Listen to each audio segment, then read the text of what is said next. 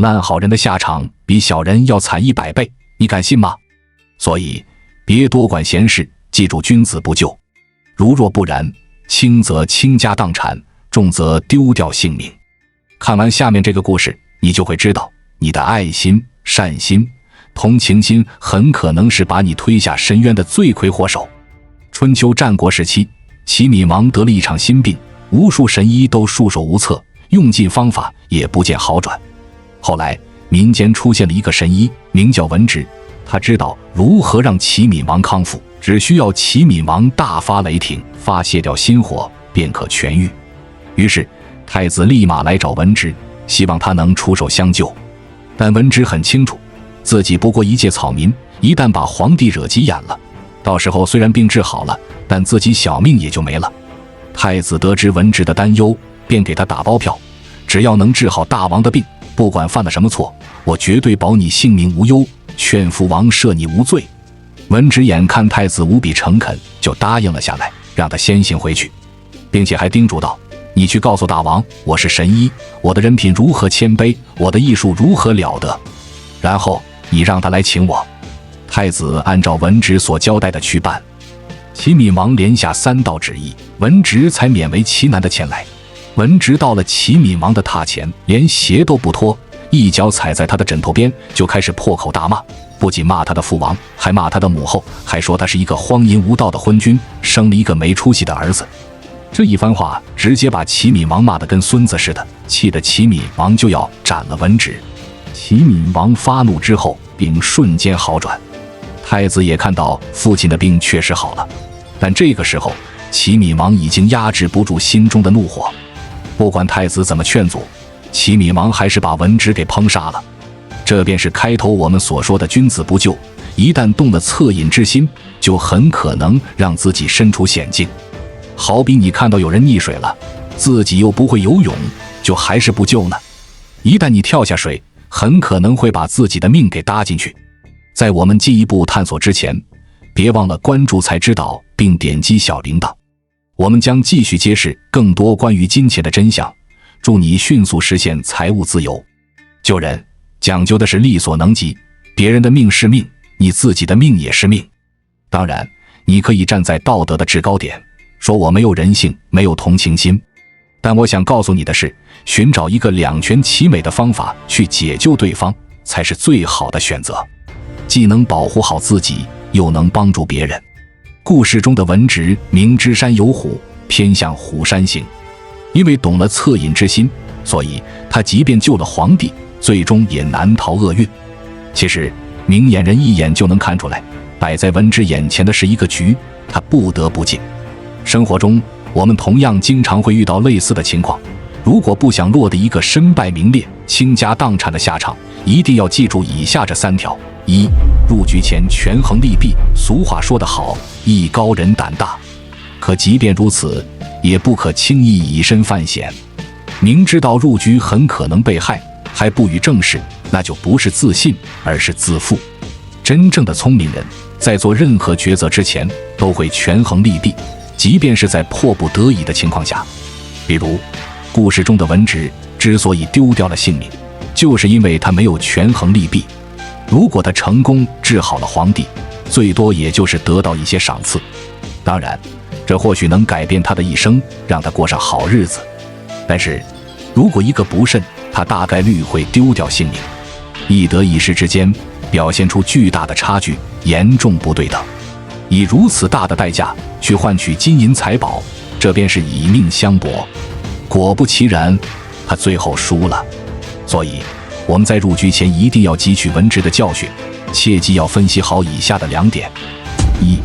得，意思很直白，也就是在你入局之后，大概率能得到什么好处。这个好处你是否可以通过其他的途径来获取，这些都需要衡量。如果只有这一条路可走，而且必须拿到手，那即便是龙潭虎穴也要闯一闯。2. 失，如果失大于得，意味着伴随巨大的隐患，本就是入他人所不知局，不确定性非常大，稍加思量都可以判断出凶多吉少，弊大于利，那就意味着要三思而后行，更加谨慎。否则一旦入局，必定任人宰割，毫无还手之力。举个例子，当今社会绝大部分小公司注定被大企业收购，尤其是同行业，小公司想要生存难如登天。当到达一定规模后，面对大企业的围追堵截，小公司面对这一危局，只有2条路可选，一条是破产倒闭，另一条是被并购。商业上，这种局每天都在上演。小公司胳膊扭不过大腿，很多时候只能被逼妥协，争取拿到最大的利益，选择被收购。但不管怎么说，好歹尽力争取到了所能争取的。2. 入局前衡量风险。文职在入局之前其实也考虑过风险，但却不重视。原因在于他过度相信太子的承诺，小看了皇帝的怒火和杀心，所以他最终落得一个被烹杀的下场。无论何时何地，在入局之前，切记一定要牢记以下这2条原则： 1. 护己为重，优先保障自己的利益，这才是首要任务。比如一个老奶奶摔倒了，你是扶还是不扶？扶可以，但一定要拍好视频，留好证据。否则，如果遇到居心叵测的坏人，那你跳进黄河都洗不清，只能认栽赔钱。不管做任何决策，先考虑自己，你的爱心、同情心、恻隐之心很可能会成为你失败的诱因。2. 其他为次，这就好比是做选择题，命重要还是钱重要？对文职来说，可能他觉得钱更重要，所以选择以身犯险，以命相搏。最后，荣华富贵没搏到，反倒丢掉了性命。总而言之，一旦当风险大于收益的时候，我们要做的就是谨慎入局，且必须做好提前准备。3. 入局前未雨绸缪，不管是权衡利弊还是衡量风险，都是为入局做铺垫。在危险来临之前，就要想好对策，这才是做局者的大局观。比如，在皇帝烹杀文职之前，文职应该如何变被动为主动，成功消除皇帝的杀心呢？文职若是以病还没有完全好，存在隐疾，需要不间断的治疗，否则会有性命之忧为借口，皇帝再怎么愤怒，他敢拿自己的命做赌注吗？我相信绝大部分人都不敢。简而言之，就是在入局之后要时刻掌握筹码，才能把控局势，制约对方。这样不仅能占据一定的主动权，也可以降低对自己的危害。如果皇帝真如太子所言，赦其无罪，那自然是皆大欢喜。可如果皇帝没有兑现承诺，那也不能任人宰割，必须自保。这种时刻，即便是带着一丝威胁的意思，得罪皇帝也比丢了性命要强。其实放眼当下，很多商业竞争，比如某家公司在入局一个项目之前，都会做好提前的规划以及各种备用的方案。总之，他们把一切可能出现的情况都进行考虑，最后才得出严谨的结论。只有这样，才能保证每一次投资的准确率和回报率。否则，再大的公司，再大的资金也得败光。所以说，当你在面临是否要入局的选择时，一定要记住上面这3条原则。2. 对付小人，别动气。高手用这3招，让他吃不了兜着走。注意，你千万要记住，不要去得罪与你没有利益冲突的人，如若不然，轻则破财，重则丢掉性命。如果你还是不能理解，看完下面这个故事，你就明白了。古代有一个大富翁，有一天走在一座独木桥上，恰好对面来了一个衣衫褴褛的乞丐。2人在桥上相遇，富翁急着回家，便放低姿态，希望乞丐能让他先过去。乞丐没有同意，反而对富翁冷嘲热讽，说不想让他先过去，自己必须先过。富翁原本以为自己友好的态度能得到乞丐的体谅，没想到对方竟然如此不讲道理，还出言不逊。富翁想到此处，非常生气，但他知道自己家中妻妾成群，以及万贯家财，而乞丐则是一无所有。若是激怒了对方，说不定他会干出什么事。为了避免麻烦，富翁思考片刻后，微笑着说道：“没问题，那我让您先过去。”这件事后，乞丐到处宣扬说富翁见了自己就像是孙子见了爷爷，既害怕又恭敬。富翁也是当地的名人，传出这样的事情让他颜面尽失。于是富翁布了一个局，告诉全城的人说乞丐曾经帮过自己，所以给他10两银子以作报答。乞丐一头雾水，但看见有钱拿，自然乐意。正在乞丐得意洋洋之际，没想到当晚就被强盗给抢了，银子没了，命也丢了。这件事在城里引起轰动，每个人都感到遗憾。所以说，我们为人处事，千万别轻易得罪和自己没有利益冲突的人，因为你根本不知道对方到底有没有城府和心机，更不知道对方是个什么样的人。俗话说，心有山水不造作，进而不争远是非。乞丐就是闲来无事，自寻死路，落得一个如此下场，只能怪自己。反观有钱有势还有谋略的富翁，才是真正的赢家，因为他在面对危机的时候，巧妙利用做局来规避风险，解决麻烦。富翁的做局思维就在于以下这3个关键点：一、做局要因势利导。富翁做局可以说是被迫的，因为乞丐散播了谣言，损害了他的名誉。为了挽救自己的形象，他不得不思考对策。富翁的局完全根据当下情况所布，这才是最精髓的点。借势做局往往最难被人发觉。他所做的局有以下2大特点：一、化危解困。乞丐本就是故意诽谤和诋毁，富翁迫不得已维护自己的名誉，顺势编造了一个白头，说是因为乞丐有恩于自己，所以才会对他尊敬有加。这样这一番声明不仅说明了其中的原因，还彻底改变了舆论的导向，树立了自己知恩图报的形象，既能解决问题，又能给自己脸上贴金。这样的招数可谓一举两得，一般人可想不出如此绝妙的计策。2、顺理成章。正因为理由找得巧妙，才让富翁的局能顺理成章地铺开。不但用一番声明挽回了自己的形象，还顺利找了一个借口来抛下诱饵，给乞丐10两白银，引他入局。布局越是顺畅，就越容易成功。富翁先是给乞丐一点甜头，不仅满足了他的虚荣心，还以银子作饵，彻底让其放松警惕，失去理智。对于乞丐来说，最缺的就是钱，看到有钱可拿，他必然奋不顾身，这一切都在富翁的算计之中。做局要拿捏人性，做局人性是最好的突破口，因为人性与生俱来，任何人都无法改变，只可抑制，绝不可能消除。因此，只要你懂得拿捏人性，做局的成功率必然大幅度提升。一般最显著的人性特点，无非就是以下2条：一、人性贪心不足，人心不足蛇吞象，比喻人的欲望得不到满足，就会做出蛇去吞大象的愚蠢事情来。做人千万不要过于贪婪，要懂得控制自己的贪欲。贪欲是人性的一大弱点，一旦被撕开一道口子，就一发不可收拾。若是被人利用，很可能陷入万劫不复的地步。比如故事中的富翁就是利用了乞丐贪婪的特性，以区10两银子就让乞丐进入了一个死局。俗话说得好，匹夫无罪，怀璧其罪。虽然乞丐没有得罪其他人，但只要他拥有了自己无法驾驭或掌控的财富，必然招人惦记。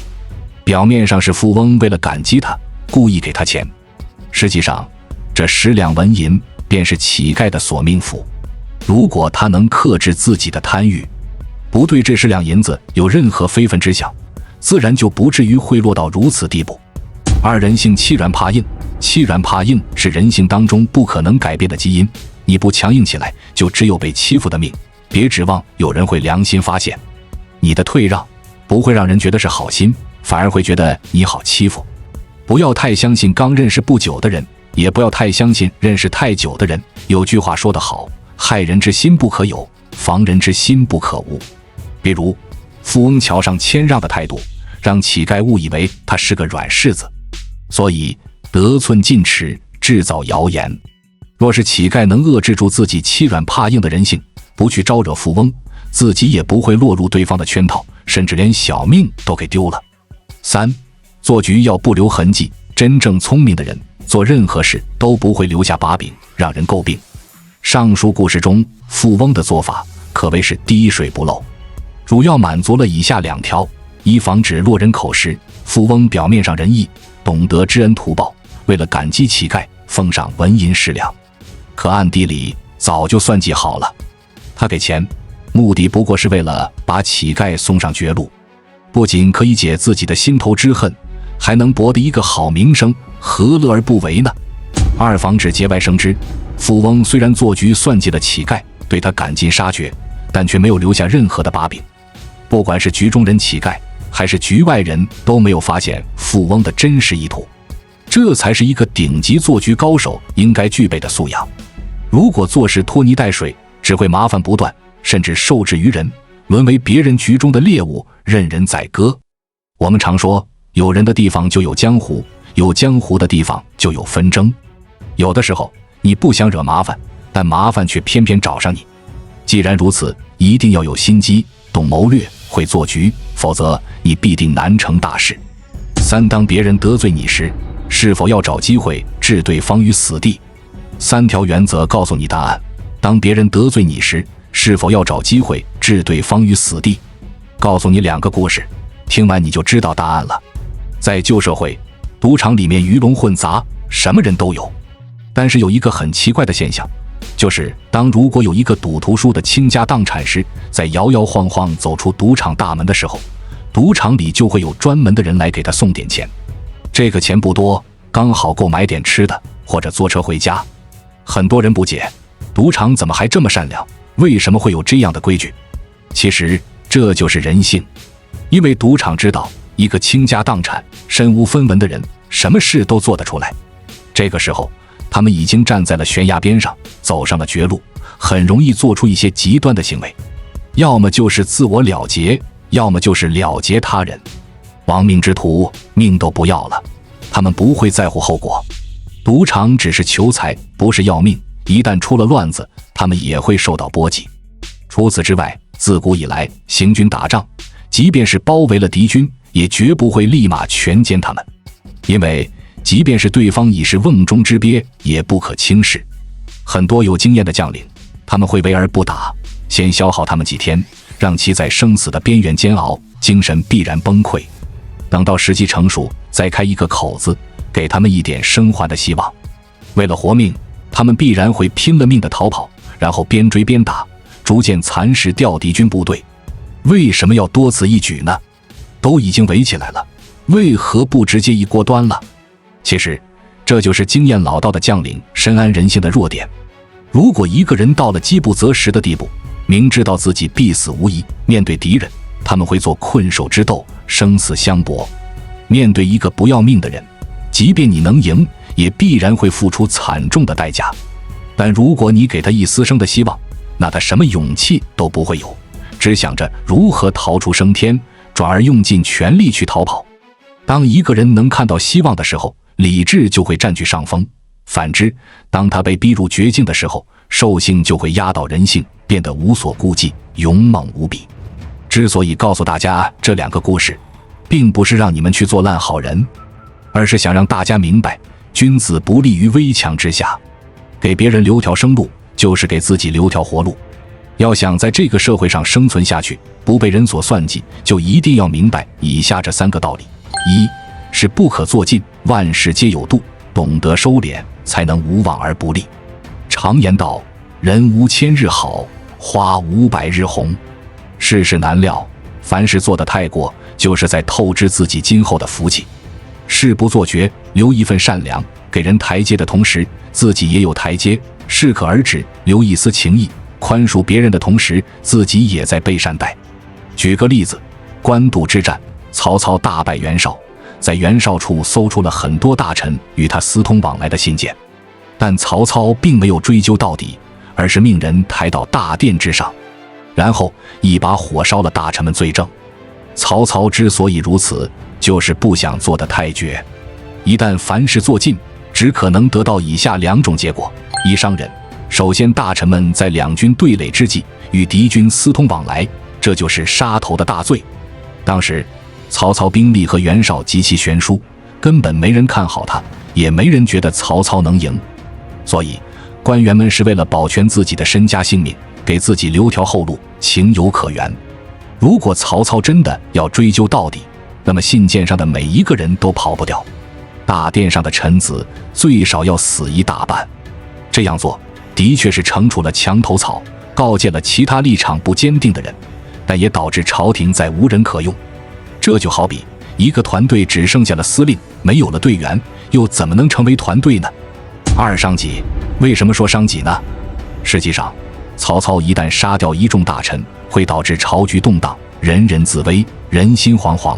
对于刚刚经历一场大战的他，并非好消息。曹操若是睚眦必报，毫无格局，不能包容下属，其他人也会人心离散。只要有机会，定然会弃他而去，另谋高就。再者说，曹操树立了是杀的形象，以后恐怕会很难有人才再来投靠。如果真是这样，那曹操也就不可能建立魏国，被称之为枭雄了。